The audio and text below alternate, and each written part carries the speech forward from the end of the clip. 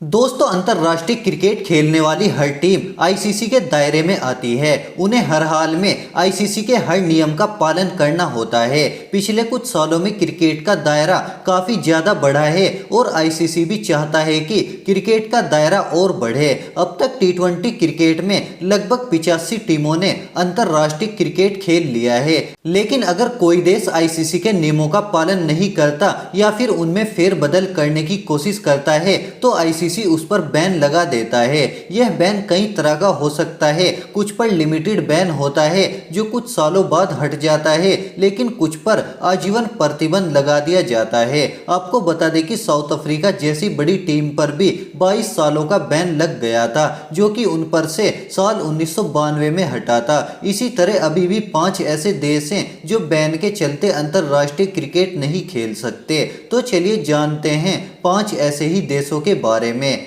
Brunei Asia में स्थित एक छोटा सा देश है। Brunei Darussalam national cricket association, जो 1992 में एक संबद्ध सदस्य के रूप में आईसीसी में शामिल हुआ था, लेकिन 2015 में अपनी सदस्यता खो दी थी और अब प्रतिस्पर्धी स्तर पर क्रिकेट नहीं खेल सकता। यह एशियाई देश कई एसीसी स्तर के टूर्नामेंट का हिस्सा था। उन्होंने 1996 में जापान के खिलाफ अपना पहला अंतर्राष्ट्रीय मैच खेला था। आईसीसी ने उन्हें 2014 में निलंबित कर दिया था और फिर 2015 में उनकी सदस्यता रद्द कर दी थी। मोरक्को इंटरनेशनल क्रिकेट टीम 1999 से 2019 तक अंतर्राष्ट्रीय क्रिकेट परिषद की सहयोगी संबद्ध सदस्यों की सूची का सदस्य थी। हालांकि आईसीसी ने पिछले साल उनकी सदस्यता रद्द कर दी थी। Americ.com के अनुसार इस उत्तरी अफ्रीकी देश ने अपनी सदस्यता गंवा दी क्योंकि आईसीसी ने अपने क्रिकेट बोर्ड में प्रबंधन की पारदर्शिता पर संदेह किया।